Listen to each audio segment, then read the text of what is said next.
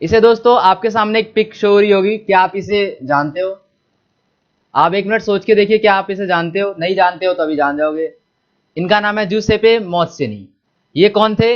ये इटली के एक क्रांतिकारी थे। क्रांतिकारी का मतलब होता है वह आदमी जिसको अभी प्रेजेंट की जो चीजें चल रही है, करंट की, उनको बिल्कुल भी वो पसंद नहीं होता, चाहे वो सही चल रही है या गलत चल रही है। क्रांतिकारी अच्छे भी हो सकते हैं, बुरे भी।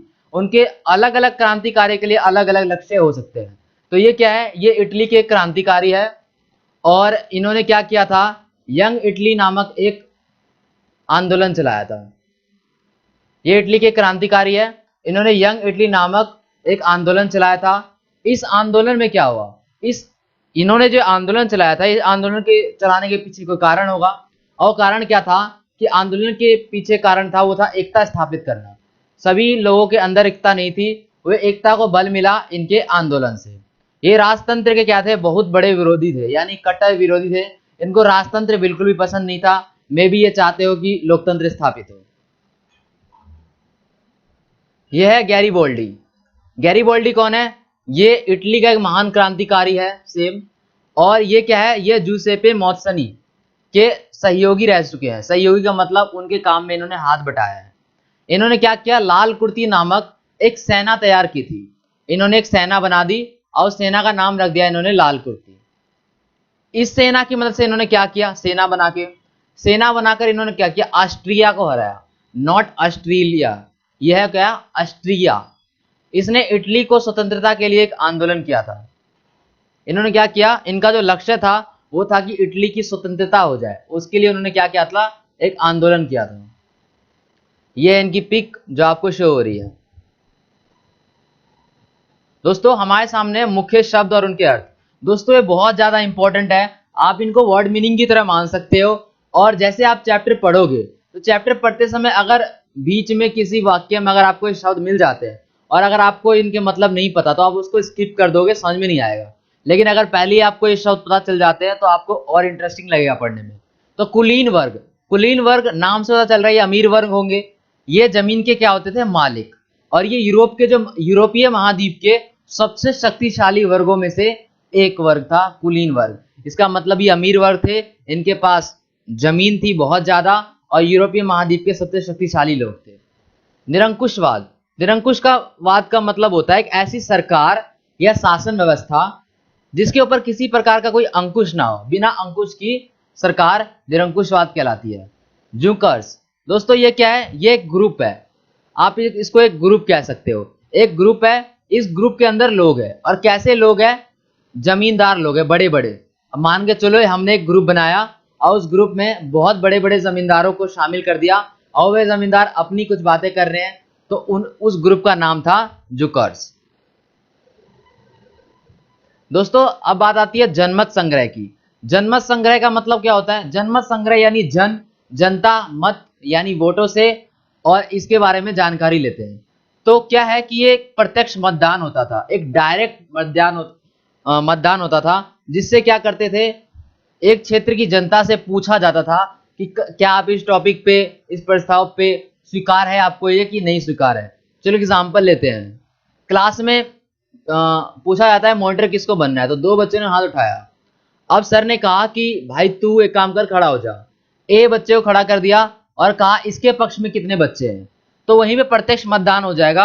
अगर 50% से ज्यादा ए को सपोर्ट करते हैं तो ए बन जाएगा मॉनिटर, या बी को सपोर्ट करते हैं तो बी बन जाएगा। यानी ऐसे ही होता है हमारा जनमत संग्रह। इसमें पूछा जाता है प्रत्यक्ष रूप से कि आपको ये कैंडिडेट स्वीकार है या नहीं, किसी भी प्रस्ताव पे पूछा जाता है। रूढ़िवाद का मतलब दोस्तों क्या होता है? रूढ़िवाद का मतलब होता है वह लोग जो पौराणिक परंपराओं को मानते हैं और उन्हीं पे बल देते हैं, इनको नई चीजें पसंद नहीं है। अगर हम एग्जाम्पल ले तो एग्जाम्पल देखते हैं। मान के चलो आप रास्ते से जा रहे हो और बिल्ली ने आपका रास्ता काट दिया, ठीक है। अब हम क्या करते हैं? हमें टेंशन हो जाती है कि कुछ गलत होने वाला है। तो ये क्या है? ये एक रूढ़िवादिता वाली बात है। इसके ऊपर कोई साइंटिफिक रीजन नहीं है, लेकिन हम मानते हैं। क्यों? क्योंकि ये पौराणिक परंपराओं से ये चला हुआ आ रहा है। तो सेम रूढ़िवाद ऐसे लोग होते हैं जो उस चीज को खत्म नहीं करने देते, उसी चीज पे बल देते हैं, उसी पौराणिक परंपराओं पे वे बल देते हैं, चाहे वो पौराणिक परंपरा हो या पुरानी रिवाज हो, उन्हीं पे वो बल देंगे, उसे कहते हैं रूढ़िवाद। दोस्तों अब हमारे सामने फ्रांसीसी क्रांति और राष्ट्र का विचार, ये हमारी हेडिंग है। तो फ्रांस में क्या हुई? क्रांति हुई, फ्रांसीसी क्रांति, और एक राष्ट्र का विचार आया कि अब राष्ट्र को कौन कैसे निर्धारित करेगा, तय करेगा, इसके नियम और कानून कौन बनाएगा। तो ये देखते हैं इसमें राष्ट्रवाद की जो पहली स्पष्ट अभिव्यक्ति थी वो 1789 में फ्रांसीसी क्रांति से चालू हुई। आपको याद होगा कि 1789 में फ्रांसीसी क्रांति हुई। जब फ्रांसीसी क्रांति हुई तो यह घटना जो है, इसी घटना से राष्ट्रवाद की पहली स्पष्ट अभिव्यक्ति दिखती है। उसी टाइम से लोगों में राष्ट्रवाद पनपा कि भाई अब हमें अपने देश के प्रति कुछ करना है, देशभक्त, देश प्रेमी उस टाइम उदय हुआ फ्रांसीसी क्रांति के बाद। क्रांति के बाद घोषणा की गई कि अब लोगों द्वारा राष्ट्र का गठन होगा, यानी जो अब राष्ट्र का गठन करेंगे वो करेंगे लोग। इसमें कोई बाहरी आंतरिक किसी प्रकार की कोई भूमिका नहीं होगी, इसमें लोग जो होंगे वह गठन करेंगे। इस दौरान नई श्रुतियां रची गई, यानी एक नई नई चीजें हुई गई। मान के चलो अगर आप एक कानून बना रहे हो तो आप उस कानून के रूल्स बनाओगे कि भाई ये रूल्स तोड़ने पे आपको जेल में डाला जाएगा या कुछ भी मुकदमा चलाया जाएगा। तो उन्होंने एक नई चीज, एक नया चीज इन्होंने चालू किया, तो उनके लिए नई नई चीजें की, क्या नई श्रुतियां रची गई, नई नई शपथें ले गए। जो शहीद थे, जो युद्ध के दौरान मर गए थे, उनका गुणगान किया गया और सब राष्ट्र के नाम पे हुआ। किसी भी चीज को करने के लिए एक टॉपिक चाहिए होता है, तो ये टॉपिक किसके ऊपर था? राष्ट्र के नाम पे। ये जो सारी गतिविधियां हुई ये राष्ट्र के नाम पे हुई। एक नई व्यवस्था लागू की गई, एक अच्छे तरीके से, एक बिल्कुल ही नई चीज हम कर रहे हैं तो व्यवस्था भी नहीं होगी, तो एक नई व्यवस्था लागू की गई। उसके अंतर्गत हुआ क्या था? जो भूभाग होते हैं, जमीन के भाग, भू यानी भूमि, उसके भाग, तो भूभाग में रहने वाले जितने भी नागरिक होते हैं, सभी नागरिकों को क्या था? समान कानून बनाए जाए। अब डिपेंड करता है कि वो नागरिक जो है वो चाहे अमीर हो या गरीब हो, इससे कोई फर्क नहीं पड़ता। इस नए व्यवस्था के अंतर्गत क्या था कि सभी को समान कानून दिए जाएंगे।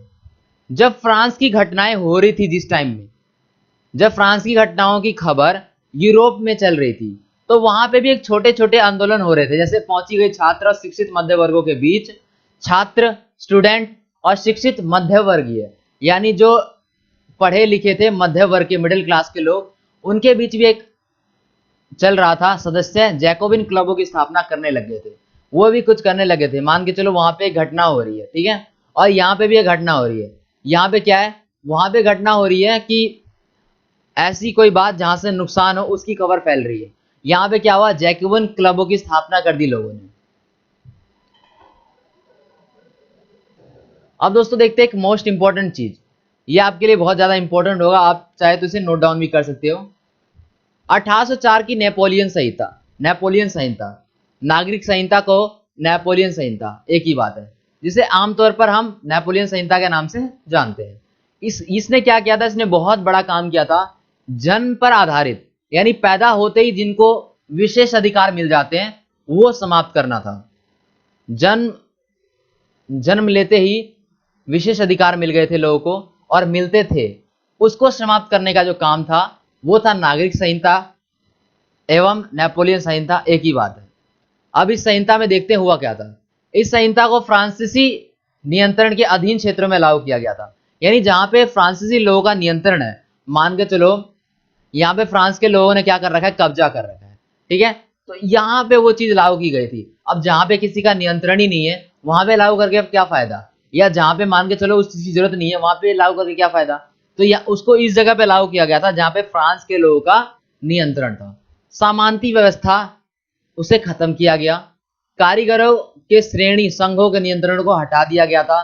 जिन्होंने संघ बना रखे थे, श्रेणी बना रखी थी, उनके नियंत्रणों को हटा दिया गया था। यातायात और संचार व्यवस्था को सुधारा गया था। यातायात यानी ट्रांसपोर्टेशन, हम एक जगह से दूसरी जगह जाते हैं उसमें यातायात का प्रयोग किया जाता है, उसको सुधारा गया। संचार व्यवस्था यानी कम्युनिकेशन, यानी कि जो बातचीत करने की जो व्यवस्था थी, टेलीफोन हो जाए, कुछ भी हो जाए, इस चीजों को क्या किया था? इन दोनों व्यवस्था को सुधारा गया था।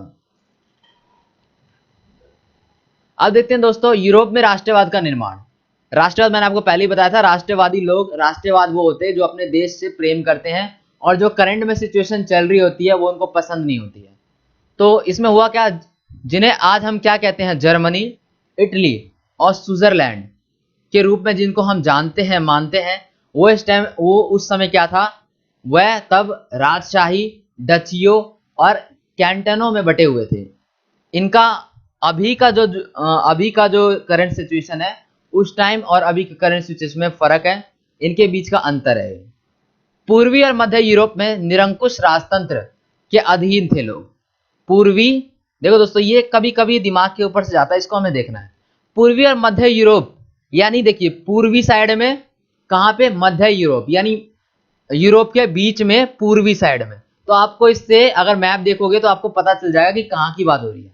निरंकुश राजतंत्र जो थे उनके अधीन था ये इलाका, और इन इलाकों में तरह तरह के लोग रहते थे। ये नहीं कि एक तरह के लोग रहते, एक ही तरह के, ऐसा कुछ नहीं था। विभिन्न विभिन्न अलग अलग डिफरेंट प्रकार के यहाँ पे लोग रहते थे। अगर देखिए दोस्तों, अगर यहाँ पे अलग अलग प्रकार के लोग रहते होंगे तो हम ये भी दिमाग लगा सकते हैं कि यहाँ पे जो भाषाएं होंगी वो भी अलग अलग होगी, यहाँ के जो परंपराएं होंगी वो भी अलग अलग होंगी। तो इससे हमें पता चल जाता है विभिन्न विभिन्न लोग, विभिन्न विभिन्न कार्य, विभिन्न विभिन्न भाषाएं। हंगरी में आधे लोग मैग्यार भाषा बोलते थे। देखिए भाषा की बात आ गई, कौन सी भाषा बोलते थे, मैग्यार भाषा, जबकि बाकी लोग कौन सी भाषा बोलते थे, अलग अलग बोली। अब हम देखते हैं, मान के चलो अगर 100% वहां पे 100 लोग हैं, तो जब 50 लोग हैं, आधे लोग, 50 लोग क्या बोलते हैं, मैग्यार भाषा, और बाकी के जो 50 लोग बच गए वो क्या बोलते हैं, वो अलग अलग भाषा बोलते हैं। अब 2% या 10% कुछ और भाषा, 15% कुछ और, 18% कुछ और, ऐसे ऐसे करके 50% एक भाषा मैग्यार, और बाकी का 50% में अलग अलग सारी भाषाएं। गालसिया में कुलीन वर्ग पोलिश भाषा बोलते थे। गालसिया एक जगह थी जहां पे कुलीन वर्ग यानी अमीर वर्ग जो है वो कौन सी भाषा बोलते थे, पोलिश भाषा। कुलीन वर्ग बनाम नया वर्ग, कुलीन वर्ग वर्सेस नया वर्ग। दोस्तों देखते हैं इसके दोनों में फर्क क्या है। नया वर्ग कौन था, कैसे आया, सामाजिक वर्ग, कुलीन वर्ग कैसा था, मैंने आपको बता दिया कुलीन वर्ग कौन थे, कैसे थे, लेकिन नया मध्य वर्ग नहीं बताया जो नया नया उभरा है। दोस्तों ये बहुत ज्यादा इंटरेस्टिंग है, अभी मैं आपको पहले बताता हूं। पहले कुलीन वर्ग देखते हैं। कुलीन वर्ग क्या था, कुलीन सामाजिक और राजनीतिक रूप से, मैंने आपको सामाजिक और राजनीतिक रूप से क्या थे, ये अमीर थे और जमीन के मालिक थे। ये हमने पहले ही इसके ऊपर हमने चर्चा कर ली है, जमीन के मालिक थे। और कुलीन वर्ग यूरोपीय महाद्वीप के सबसे शक्तिशाली वर्ग थे। उसके बाद इस वर्ग के लोग के पास क्या था, ग्रामीण इलाकों में जायदाद थी बहुत ज्यादा, ग्रामीण इलाकों में जमीन थी, जायदाद थी बहुत ज्यादा, और शहरी हवेलियों के मालिक थे। गांव में रहते थे या शहर में रहते थे, कहीं भी रहते हो, तो गांव में इनके क्या थे, ग्रामीण इलाके, और शहर में इनके क्या थे, हवेलियां, और उनके हवेलियों के क्या थे, ये मालिक। राजनीतिक कार्य जब भी इनको करना हो, उच्च लेवल का कार्य, राजनीतिक कार्य इनको जब भी करना है, तो ये एक दूसरी प्रकार की भाषा का प्रयोग करते थे। उच्च वर्गों के बीच फ्रेंच भाषा बोलते थे। दोस्तों देखो, डेली लाइफ की रूटीन की भाषा कुछ और है, और बड़ी भाषा जो दूसरी भाषा है वो कुछ और है। तो दोस्तों आपको एक तरह से पता चल रहा होगा, जैसे मान के चलो हम अगर अपने दोस्तों से बात करते हैं, किस में करते हैं, सिंपल हिंदी में भाषा में बात करते हैं। लेकिन अगर हमें कहीं ऊपर के हाई लेवल के बंदे से बात करना है जो कि अच्छे पोस्ट पे है, तो हम इंग्लिश का यूज करेंगे। तो सेम इसी तरीके से ये डेली भाषा के लिए कोई और भाषा बोलते थे, और उच्च लेवल के लोगों के लिए बात करने के लिए फ्रेंच भाषा बोलते थे। आई होप आपको समझ में आ रहा होगा। इनके परिवार जो थे, किनके, कुलीन वर्ग की, इनके जो परिवार थे अक्सर वैवाहिक संबंधों में आपस में बटे हुए। जैसे मान के चलो, ये तो दोस्तों बहुत ही पुरानी बात है और बहुत दिनों से चली आ रही है। मान के चलो संबंध बनाना है अब ए को बी से, यानी मान के चलो कुलीन वर्ग बी है अपना, और इसको ए राजा महाराजा से संबंध बनाना है। तो क्या करेगा ये इनकी शादी करवा देगा इनसे, यानी ये अपने बेटे की शादी इनकी बेटी से करा देगा, या इनकी बेटे की शादी अपनी बेटी से करा देगा। तो इससे क्या होगा, वैवाहिक, जो इंपॉर्टेंट है वो है वैवाहिक, वैवाहिक बंधनों से आपस में क्या करते थे, संबंध को स्थापित करते थे। तो दोस्तों अब हमारे सामने बहुत ही इंपॉर्टेंट पॉइंट, जो कि है नया मध्य वर्ग कैसे उभरा। नया मध्य वर्ग से आप क्या समझते हो, नया मध्य वर्ग यानी नए नए में आओगा। और मध्य वर्ग यानी मिडिल क्लास। लेकिन ये मिडिल क्लास उभरा कैसे, वो बात करनी है हमें, और ये कैसे थे, कैसे अपना जीवन व्यतीत करते थे, उसके बारे में हमें देखना है। तो इंग्लैंड में क्या हुआ, औद्योगिकरण। औद्योगिकरण का मतलब होता है तेजी से विकास, गतिशील विकास। इस टाइम क्या होती है, औद्योगिकरण में बड़ी जल्दी मशीनें स्थापित की जाती है, जो काम की जो रफ्तार होती है वो बढ़ जाती है। तो सेम इसी तरीके से औद्योगिकरण 18वीं सदी के दूसरे भाग में हुआ, लेकिन फ्रांस और जर्मनी के राज्यों में बहुत पहले ही 19वीं सदी में ही 19वीं सदी के दौरान हुआ, यानी बाद में हुआ। तो अब दोस्तों हुआ क्या, देखो, जब औद्योगिकरण होता है तो हमें किसकी जरूरत होती है, मजदूरों की, श्रमिक की। तो सेम इसी मजदूर, श्रमिक, काम करने वाले लोगों से ही नया मध्य वर्ग हमारा उभर कर आया सामने। इस प्रक्रिया के फलस्वरूप ये जो अपना प्रोसेस था, कौन सा प्रोसेस, औद्योगिकरण वाला, यहीं से नया मध्य वर्ग आया। आपको पता चल गया होगा कि नया मध्य वर्ग आया कहां से, औद्योगिकरण में काम करने के लिए मजदूर चाहिए थे, और इसी से हमारा नया मध्य वर्ग आया। श्रमिक वर्ग लोग, मध्य वर्ग जो उद्योगपति होते थे और जो व्यापारी होते थे, उनके सेवा क्षेत्र के लिए लोग काम करते थे। नया जो मध्य वर्ग है और जो श्रमिक है, ये किनके लिए काम करेंगे, उद्योगपति के लिए ये सब काम करेंगे, क्योंकि इनको पैसे की आवश्यकता है। और ये एक तरह से मान लो आप, नया मध्य वर्ग, श्रमिक वर्ग एक लेबर टाइप का काम करते थे। तो दोस्तों आगे देखते हैं हम।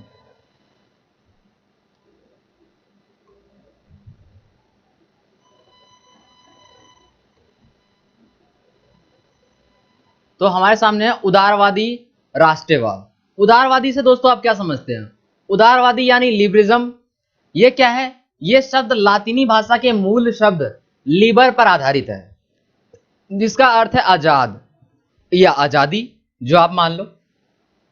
आपने स्टैच्यू ऑफ लिबर्टी का नाम सुना होगा, जो कि मे बी न्यूयॉर्क में स्थित है। तो स्टैच्यू ऑफ लिबर्टी जो है, तो लिबर्टी जहां पे नाम आता है, आपने सुना लिबर्टी, लिबर्टी यानी कि लिबर यानी कि आजाद, तो वो आजादी का प्रतीक है वो स्टैच्यू ऑफ लिबर्टी।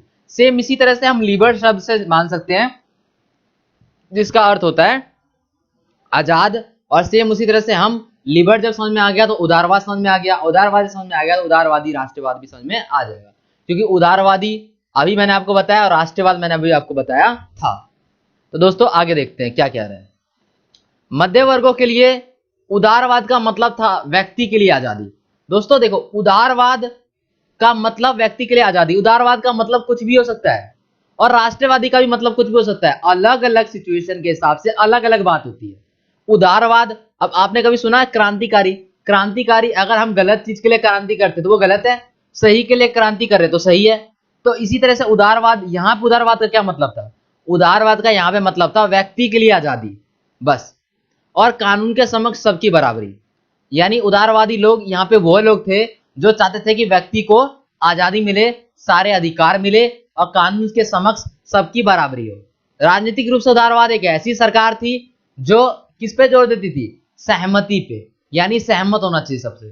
फ्रांसीसी क्रांति जब हुआ था दोस्तों, तो उसके बाद जो है ये निरंकुश शासक जो होते हैं, फ्रांसीसी क्रांति के बाद की बात चल रही है, निरंकुश शासक और पादरी वर्ग, इन्होंने क्या किया, विशेष अधिकार यानी जन्म पर आधारित अधिकारों पर ज्यादा जोर दिया।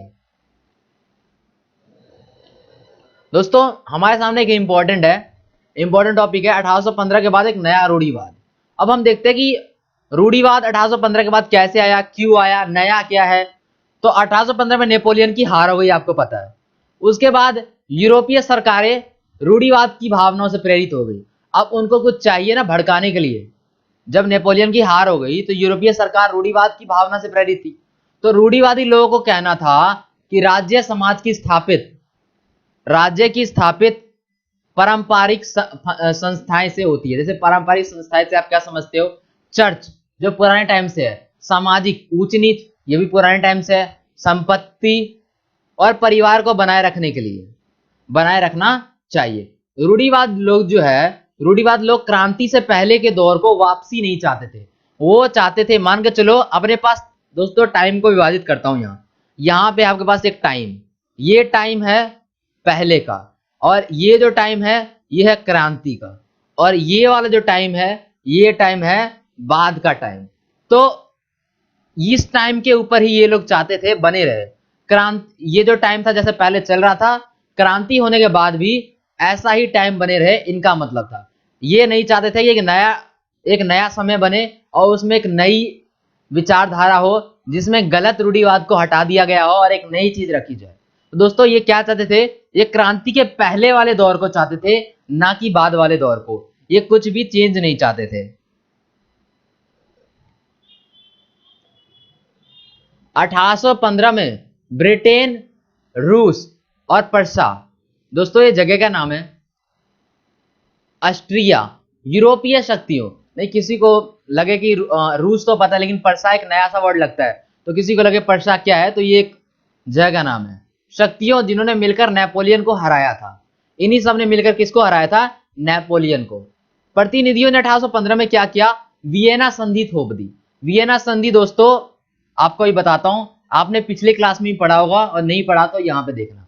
प्रतिनिधियों ने क्या की, 1815 में वियना संधि थोप दी, जिसका उद्देश्य क्या था, उन सारे बदलावों को खत्म करना था जो नेपोलियन के युद्ध के दौरान हुए थे। अब मान के चलो जो नेपोलियन के युद्ध के दौरान जितने भी बदलाव किए गए हैं उन सभी बदलाव को दूर करना था, यह था वियना संधि।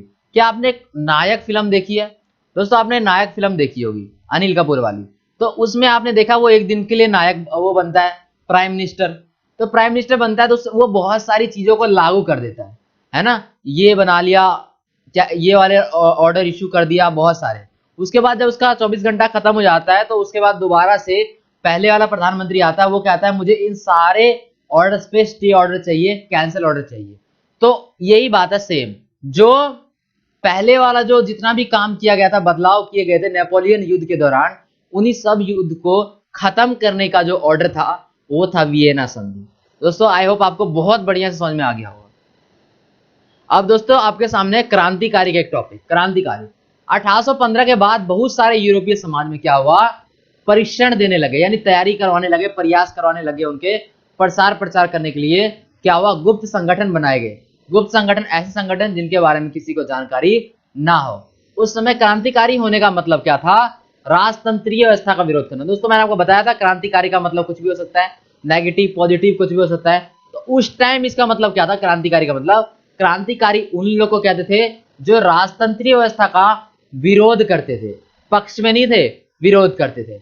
ऐसा ही व्यक्ति था, आपको याद आ रहा होगा कि राजतंत्रीय का घोर विरोधी है ना, ज्यूसेपे मोत्सनी, इटली का, याद आ रहा होगा, तो शुरू में मैंने बताया था वही इटली का जो था ज्यूसेपे मोत्सनी, उनका जन्म 1807 में हुआ था जेनोवा में।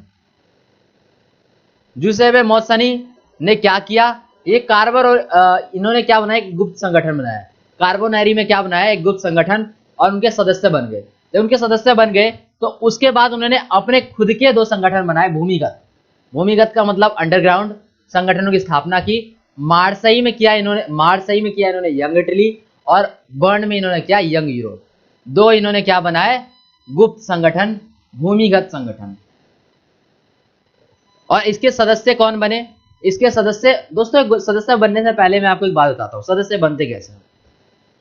आपका जो कोई मित्र है, वो मित्र आपका कैसे बनेगा, उसमें और आप में कुछ चीजें कॉमन होनी चाहिए।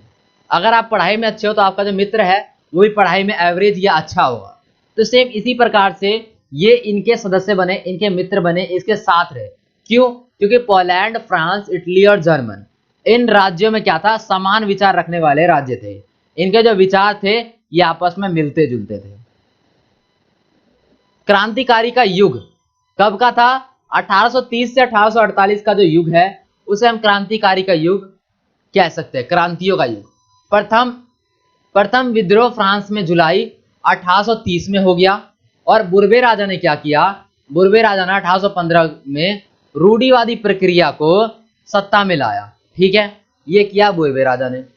उन्होंने क्या किया, जो उदारवादी क्रांतिकारी लोग थे ना, उनको उखाड़ कर फेंक दिए, और उनकी जगह उन्होंने रिप्लेस किया किसको, संवैधानिक राजतंत्र स्थापित कर दिया, जिसका अध्यक्ष लुई फिलिप था।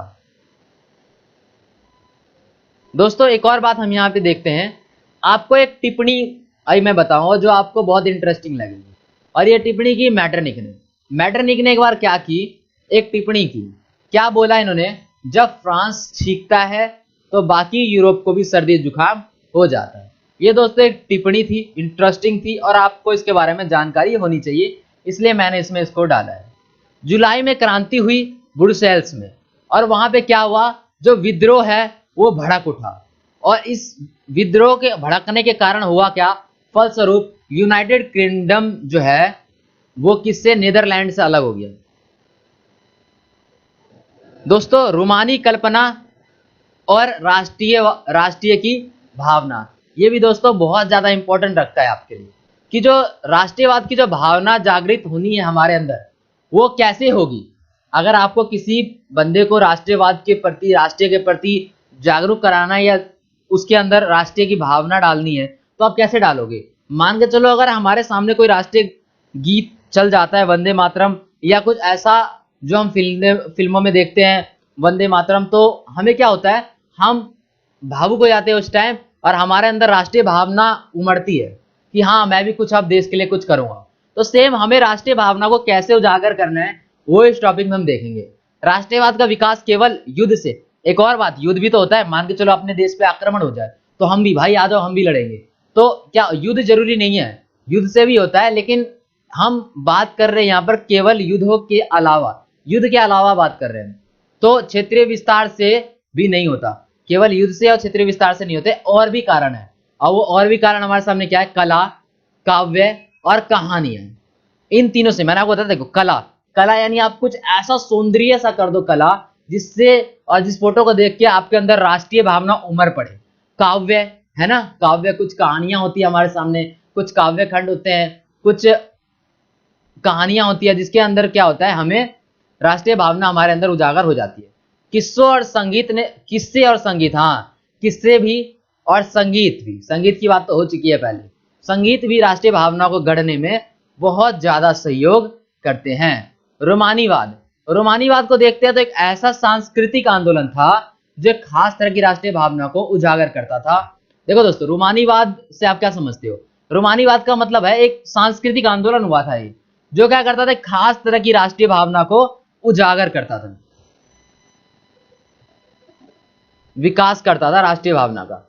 भाषा ने राष्ट्रीय भावनाओं के विकास में एक महत्वपूर्ण भूमिका निभाई है। दोस्तों भाषा भी ना एक दूसरे को मिलाने के लिए काफी महत्वपूर्ण मान सकते हैं। मान के चलो कि आप आउट ऑफ दिल्ली किसी अदर स्टेट से बिलोंग करते हो, ठीक है, और दिल्ली में आपको वही लैंग्वेज बोलता हुआ एक आदमी मिल गया, जैसे मान के चलो आप मुंबई से हो या आप गुजरात से हो, वहां का, और आप रहते हो दिल्ली में, और वहां पे आपका दोस्त मिल गया जो कि मुंबई और गुजरात की भाषा यूज करता है, तो आप कितना मतलब उसके पीछे मतलब फ्रैंक हो जाओगे ना, यार तू भी वहीं से रहता है, मैं भी वहीं से रहता हूँ। तो सेम अगर हमें हिंदी भाषा जो है, भाषा भी काफी महत्वपूर्ण भूमिका निभाती है राष्ट्रीय भावना को उजागर करने में।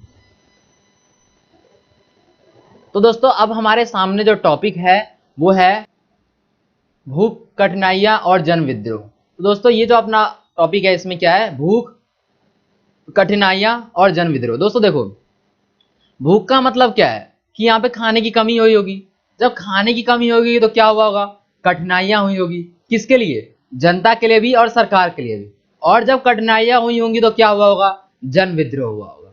सेम, तो ये तीनों आपस में जुड़े हुए हैं, बहुत ही इंटरेस्टिंग टॉपिक है, देखते हैं। 1830 का जो दशक था यूरोप में बहुत सारी कठिनाइयों को लेकर आया, कई सारी कठिनाइयों को लेकर आया 1830 का दशक। 19वीं सदी के प्रथम में क्या हुआ, आग में पूरे यूरोप की जनसंख्या भाग में, 19वीं सदी के प्रथम में के भाग में पूरे यूरोप में जनसंख्या वृद्धि होगी, ठीक है। अब देखो यही सबसे बड़ी प्रॉब्लम होती है, अगर जनसंख्या बढ़ रही हो, पॉपुलेशन अपने बढ़ रही हो, तो क्या होगा, जो खाना 4 जनों में होता था वो अब 8 में होना है, ठीक है। जो सीटें बाकी है, नौकरियों की 5 बाकी है, तो 3 बेरोजगार रह जाएंगे। तो इंपॉर्टेंट बात यह है कि अब 19वीं सदी में क्या हुआ, वृद्धि होने लगी, जनसंख्या बहुत ज्यादा। ज्यादातर देशों में नौकरी ढूंढने वाले क्या होंगे, नौकरी ढूंढने वाले की तादाद ज्यादा, लेकिन रोजगार के अवसर कम। सेम वही बात हो जाएगी अपनी, रोजगार वाले तो लोग बहुत सारे होंगे, लेकिन रोजगार के अवसर ही नहीं होंगे। खाने पीने की चीजों के मूल्य में क्या होगा, बढ़ने लग जाएंगे। खाने पीने की चीजें की जो मूल्य है वो बढ़ने लग जाएंगे, क्योंकि लोग ज्यादा है, खाने पीने की चीजें कम है। अब मूल्य को बढ़ा दो, जिसके पास पैसे वो खरीद लेगा, जिसके पास नहीं होगा वो नहीं खरीदेगा। यही प्रॉब्लम आती है।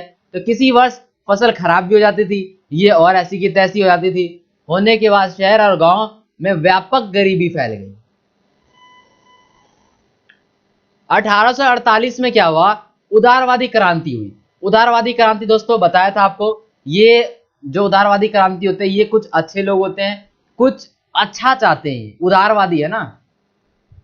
1848 में जब अनेक यूरोपीय देशों में गरीबी, बेरोजगारी और भुखमरी से ग्रस्त किसान मजदूर विद्रोह कर रहे थे, तभी इनके सामने पढ़े लिखे और मध्य वर्गीय भी एक क्रांति हो रही थी। दो क्रांति हो रही है दोस्तों यहाँ पे। एक क्रांति तो यूरोप के देशों में हो रही है जब बेरोजगारी फैल रही है, भुखमरी से ग्रस्त लोग हैं, और एक पढ़े लिखे लोगों में हो रही है, यहाँ पे भी एक क्रांति हो रही है। फरवरी 1948 की बात करें हम, तो घटनाओं से राजा को गद्दी छोड़नी पड़ गई। यानी इतनी ज्यादा घटनाएं हुई कि वो घटनाएं राजा संभाल नहीं पाया, और इससे क्या हुआ, उसको गद्दी छोड़नी पड़ गई और उन्हें एक गणतंत्र की स्थापना करनी पड़ गई। गणतंत्र की घोषणा दोस्तों उनको करनी पड़ गई। किससे, राजतंत्र से सीधा ये किस पे आ गए, गणतंत्र पे। उदारवादी आंदोलन के अंदर, उदारवादी जो आंदोलन हुआ था उसके अंदर महिलाओं को बहुत ज्यादा अधिकार प्राप्त करने का मुद्दा विवादास्पद था। यानी अब बताओ, बात हो रही है कि महिलाओं को अधिकार देना है, महिलाओं को क्या करना है, अधिकार देना है। अब दे कि नहीं दे, दे कि नहीं दे, अधिकार उनको देना चाहिए कि नहीं देना चाहिए, इसी बात पे बहुत ज्यादा विवाद हुआ। और ये कैसा मुद्दा रहा, विवादास्पद मुद्दा रहा। हालांकि आंदोलन में महिलाओं ने बहुत अच्छी भूमिका निभाई थी। हालांकि आंदोलन में क्या हुआ, महिलाओं ने सक्रिय भूमिका निभाई, लेकिन जब बात आई उनके अधिकारों की, तब देखना क्या होता है। महिलाओं ने अपने राजनीतिक संगठन भी स्थापित किए थे। इसके बावजूद जब उन्हें असेंबली में चुनाव के दौरान मताधिकार से वंचित रखा गया, बताओ। इनको यहाँ पे पहले तो इन्होंने आंदोलन किए, आंदोलन में इन्होंने सक्रिय भूमिका भी निभाई। सक्रिय भूमिका निभाने के बाद इन्होंने राजनीतिक क्या किए, राजनीतिक संगठन भी स्थापित किए, तब भी उन्हें मताधिकार, वोट डालने के अधिकार से वंचित रखा गया। दोस्तों अब हम देखते हैं जर्मनी और इटली का निर्माण। जर्मनी का निर्माण और इटली का निर्माण। राज्य की सत्ता को बढ़ाने के लिए क्या था दोस्तों, राज्य की सत्ता को क्या करना है, बढ़ाना है। अब उसके लिए क्या होगा, पूरे यूरोप में प्रभुत्व हासिल करना पड़ेगा। और उसके लिए रूढ़िवादियों ने अक्सर क्या किया, राष्ट्रवादी भावना का इस्तेमाल किया। हमेशा राष्ट्रवादी भावना का इस्तेमाल किया। क्यों, किसी काम को करने के लिए मोटिवेशन एक होना चाहिए, बहुत जरूरी। मान के चलो आप अगर डीमोटिवेट हो जाते हो तो वो काम नहीं होगा। लेकिन अगर हमें, मान के चलो आप कोई काम कर रहे हो और आपको पता है कि उस काम में आप आगे जाके बहुत ज्यादा सक्सेस होगे, और अभी आपको वो चीज नहीं मिल रही जो आप चाहते हो, लेकिन अगर आपको विश्वास है कि हाँ आगे इससे मुझे बहुत सक्सेस मिलने वाली है, तो आप उस काम को करोगे मन लगा के। तो राष्ट्रवादी भावनाएं मध्यवर्गीय जर्मन लोगों में काफी व्याप्त थी, काफी फैली हुई थी। 7 वर्ष के दौरान ऑस्ट्रिया, डेनमार्क और फ्रांस 3 युद्धों में पर्सा की जीत हो गई। ठीक है, एकीकरण की प्रक्रिया चालू हो गई, एकता की फैलाने की प्रक्रिया चालू हो गई। जनवरी 1871 में क्या हुआ, वार्साई में एक समारोह हुआ। ठीक है, कहां पे, वार्साई में एक समारोह हुआ। पर्सा के राजा थे विलियम्स प्रथम। इन्होंने क्या किया, जर्मनी का सम्राट इनको घोषित कर दिया गया। ठीक है दोस्तों, जनवरी में क्या हुआ, 1871 में वार्साई में एक समारोह हुआ। उस समारोह में राजा विलियम्स को जर्मनी का सम्राट घोषित कर दिया गया। जर्मनी में क्या हुआ दोस्तों, राष्ट्र निर्माण की प्रक्रिया चालू हो गई। जर्मनी में राष्ट्र निर्माण की क्या हुआ, प्रक्रिया चालू हो गई कि अब क्या करना है, राष्ट्र का निर्माण करना है, उसकी प्रक्रिया चालू हो गई। और राज्य की शक्ति का प्रभुत्व भी दर्शाने लग गए। इटली दोस्तों, अब थोड़ी बात कर लेते हैं इटली के ऊपर। इटली क्या है, इटली में क्या है, और इटली हमारे इस टॉपिक में क्यों दिया हुआ है, क्या कनेक्शन है इटली से। जर्मनी की तरह इटली में भी राजनीतिक विखंडन हुआ, यानी जिस टाइप से जर्मनी में राजनीतिक विखंडन हुआ, राजनीतिक में टकराव आए, राजनीतिक टूटा बना, सेम इसी तरह इटली में भी हुआ। इसी लंबा इतिहास है इटली में भी इसी का। 19वीं सदी के मध्य में इटली को 7 राज्यों में बांट दिया गया। 7 राज्यों में बांट दिया गया। अब हम देखते हैं कैसे कैसे किस भागों में बांटा। उत्तरी भाग में बांटा ऑस्ट्रिया और हैम्सबर्ग इसके अधीन था। मध्य इलाका पोप का शासन था और दक्षिण क्षेत्र स्पेन के पूर्व राजाओं के अधीन में था, यानी वश में था। 1830 के दशक में ज्यूसेप्पे मोत्सनी ने एक एकीकृत इतावली गणराज्य के लिए एक कार्यक्रम चलाया, और वो कार्यक्रम कैसा था? व्यवस्थित कार्यक्रम था। उस कार्यक्रम को चलाने की, प्रकाशित करने की इन्होंने प्रयास किया। उसने क्या किया? अपना जो उद्देश्य है, उन्होंने अपने उद्देश्य के प्रचार के लिए एक वो बनाया था संगठन, बताया था आपको, यंग इटली। और ये गुप्त संगठन था जो इन्होंने बनाया था अपने उद्देश्य को प्रचार करने के लिए, प्राप्त करने के लिए। सैनिकों के अलावा ज्यूसेप्पे मोत्सनी और गैरिबोल्डी के नेतृत्व में भारी संख्या में सशस्त्र मतलब होता है हथियारों के साथ, स्वयं सेवक होता है जो अपने आप से, यानी किसी प्रकार का कोई लालच नहीं, इनने इन युद्धों में हिस्सा लिया बहुत ज्यादा संख्या में।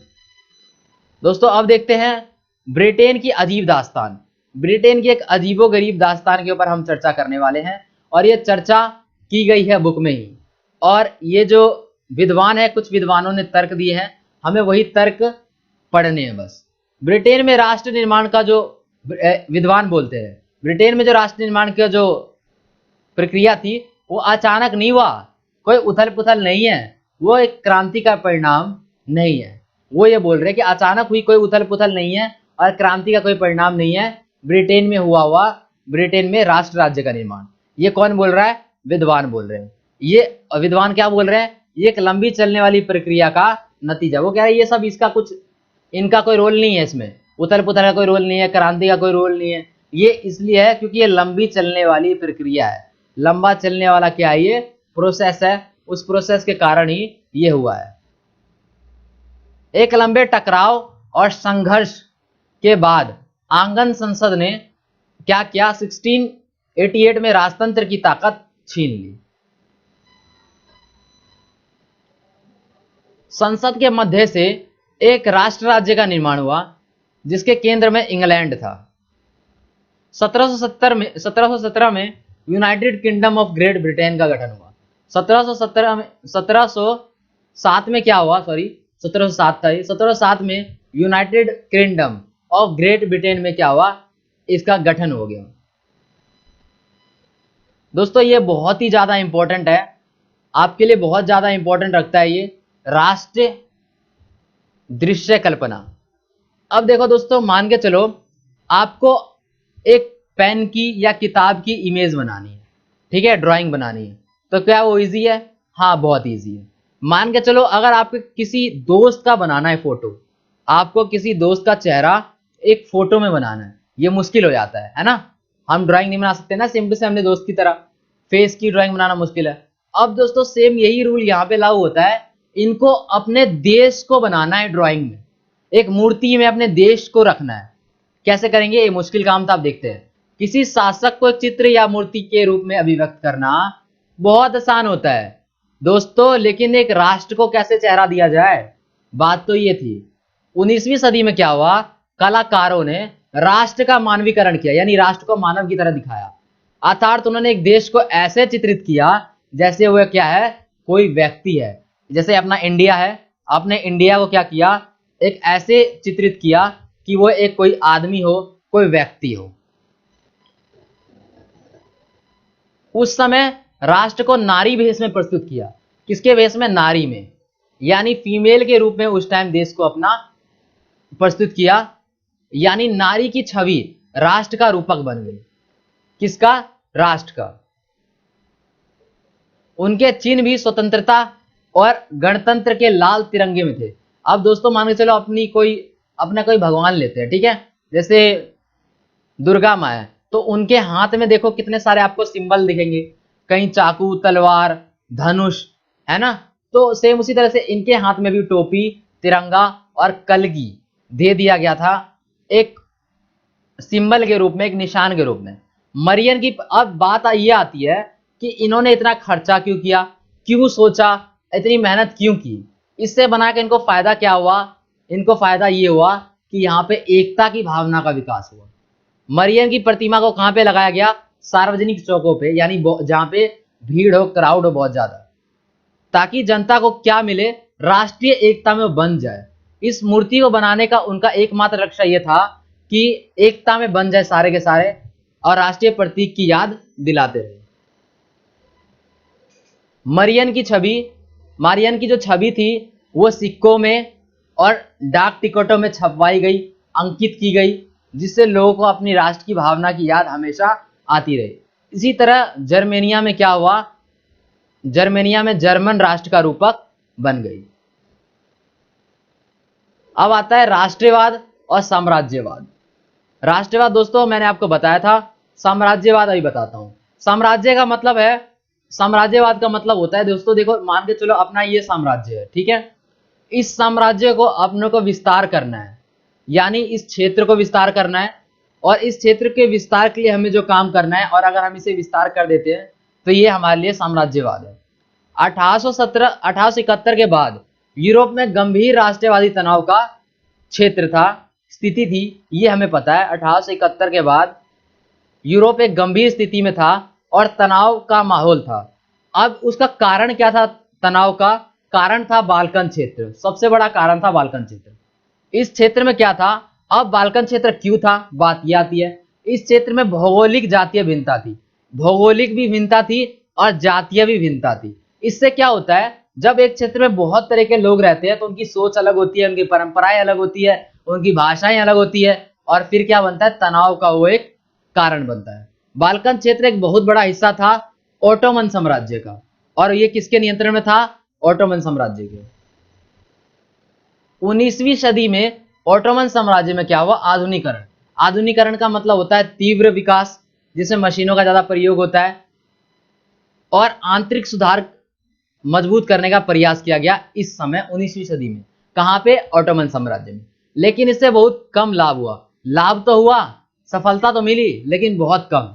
बाल्कन राज्य क्या हुआ, बाल्कन राज्य में तनाव का एक और कारण है हमारे पास, वो है ईर्ष्या यानी जलन। तो बाल्कन राज्य में जलन, ईर्ष्या बहुत ज्यादा थी। हर एक राज्य जो चाहता था, एक राज्य ए पॉइंट, बी राज्य, सी राज्य, डी राज्य, ये सारे राज्य ये चाहते थे कि इनके इलाके में ज्यादा से ज्यादा जमीन आए, इनके जो क्षेत्र है वो ज्यादा से ज्यादा बड़े हो। तो अगर इनमें एकता नहीं रहेगी और सब अपने भले की बात करेंगे तो तनाव तो उत्पन्न होना ही है। अब हम बात करते हैं साम्राज्यवाद की। साम्राज्यवाद से जुड़कर राष्ट्रवाद को भी ज्यादा फायदा नहीं हुआ, उसको बहुत ज्यादा नुकसान हुआ। वो अपने आप को महाविपदा यानी डिजास्टर के ऊपर वो लेके गया। साम्राज्यवादी प्रभुत्व का विरोध करने लग गए। साम्राज्यवाद जो लोग थे वो प्रभुत्व का विरोध करने लगे। हर तरफ क्या हुआ, विरोधी आंदोलन होने लग गए, और ये सभी विचार समाजों को राष्ट्र राज्यों में विभक्त करने लग गए, गठित करने लग गए। और अब क्या हुआ, उनमें सार्वभौमिक, खुद से सार्वभौम, सबके लिए इसे मान लिया गया। तो दोस्तों यही थी हमारी वीडियो। आपको हमारी वीडियो पसंद आई हो तो इसे लाइक करें, और दोस्तों लाइक जरूर कर दे, बहुत ज्यादा एफर्ट लगता है इसको बनाने में। कमेंट कर दे, कोई क्वेश्चन हो तो शेयर करें अपने क्लासमेट्स के साथ। सब्सक्राइब करें हमारे चैनल को, लेटेस्ट नोटिफिकेशन जानने के लिए बेल आइकन को भी प्रेस कर सकते हैं।